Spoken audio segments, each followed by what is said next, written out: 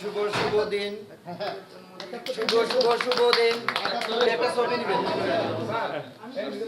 হ্যাঁ হ্যাঁ হ্যাঁ, কবি সাহেব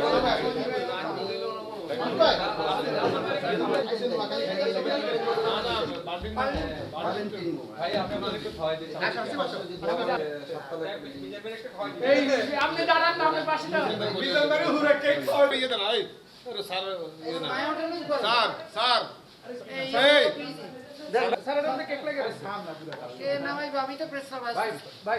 ভাই আমার একটু খাওয়া, বাবার খাবার খাওয়া দিব নিজন ভাই।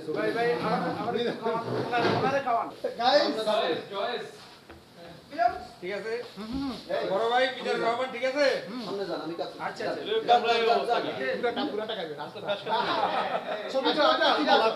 কোন ভাই দিকে তাকান।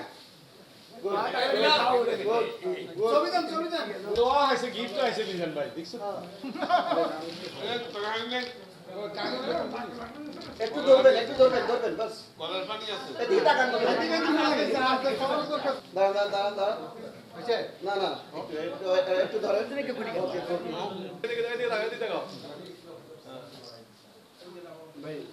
একাত্তর যেভাবে স্টার্ট হয়েছে সেইভাবে আমরা একাত্তরকে রাখতে পারি নাই। একাত্তরের চেতনা আমরা ধরে রাখতে পারি নাই। একাত্তরের চেতনাকে দলীয় করে ফেলেছি। একাত্তরের চেতনাকে একটা গোষ্ঠীর করে ফেলছি, একটা প্রভাবশালী অবয়বের অনুসারী করে ফেলছি। একাত্তর সেটা নয়। একাত্তর মানিয়ে ওই যে বৈষম্যহীন, একাত্তর মানিয়ে শোষণহীন, একাত্তর মানে স্বাধীন সার্বভৌম একটা দেশের নাগরিক হিসেবে আমি মাথা উঁচু করে দাঁড়িয়ে কথা বলবো। আর একাত্তর ভিত্তিক যে বাংলাদেশ হয়েছে সেটার উদ্দেশ্য সফল হবে।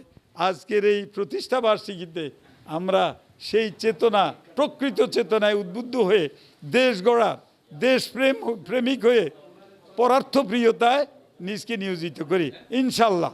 ইনশাল্লাহ আমরা সমৃদ্ধশালী দেশ হবে। সবাইকে ধন্যবাদ। আমার একাত্তরের সাথে আমার জীবন জড়িত। একাত্তরকে আমি আমার জীবন দিয়ে ভালোবাসি। আমি মহান মুক্তিযুদ্ধে অংশগ্রহণ করেছি। আমি ৬৬ বার ভারতে গিয়েছি।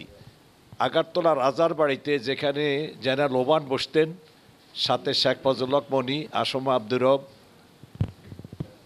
যারা দায়িত্ব পালন করতেন, পাশাপাশিভাবে আমাদের নোয়াখালী জেলায় মাহমুদুর রহমান বেলায়েত, মোস্তাফিজুর রহমান, মমিনুল্লাহ, মোহাম্মদুল্লাহ চৌধুরী মির্জানগর, মোস্তাফিজুর রহমান লুতু অ্যাডভোকেট যারা দায়িত্ব পালন করতেন, এদের নির্দেশে আমি ভারতে আসা যাওয়া করেছি ১৩২ বার। আমি ৬৬ বার গিয়েছি, ৬৬ বার এসেছি।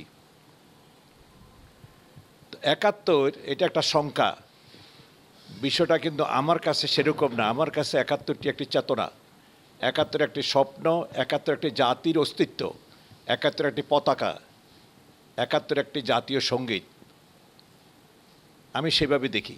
এইখানে যে আপনারা একত্রিত হয়েছেন এটা মিজানের জন্য না, আপনারা একত্রিত হয়েছেন একাত্তরের জন্য। এবং একাত্তর কি একটা শুধু পত্রিকার নাম? একাত্তর কি একটি চ্যানেলের নাম? নাকি একাত্তর একটি জীবনের নাম? একাত্তর একটি জীবনের নাম, একাত্তর একটি জাতিসত্তার নাম, একাত্তর একটি ভূখণ্ডের নাম, একাত্তর একটি সূর্যের নাম, একাত্তর তারামন বিবির নাম, একাত্তর রুহুল আমিনের নাম, যার কবরটি রূপসা নদীর পাড়ে, যার স্বাভাবিক মৃত্যু হয় না, যার মৃতদেহ বাগপাছড়া তো আসে নাই, রুহুল আমিন নগর আসে নাই।